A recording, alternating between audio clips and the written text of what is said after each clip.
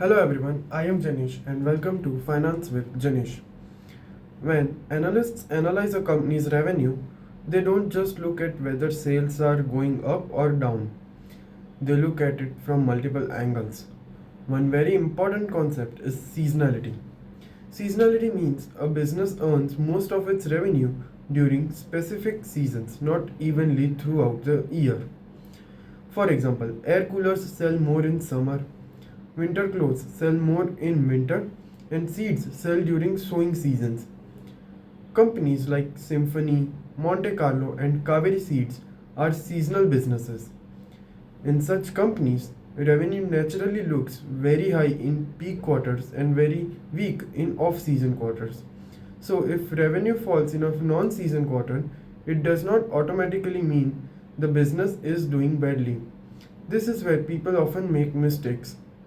For seasonal businesses, quarter on quarter comparison is misleading. Instead, analysts compare year on year numbers, meaning the same quarter of last year. This way, peak quarter is compared with peak quarter. Another useful method is TTM or trailing 12 months, especially after the peak seasons. TTM helps us understand how the full year has performed. Now, it's important not to confuse seasonality with cyclical businesses. Seasonal businesses depend on seasons within a year. Cyclical businesses depend on long economic cycles that can last many years. For example, companies like Tata Steel rise and fall based on economic cycles, not seasons. In seasonal businesses, if revenue falls sharply, profit margin can also fall because of fixed costs remaining the same. So, analysts also read management discussion and analysis, not just numbers, to understand whether the slowdown is seasonal or structural.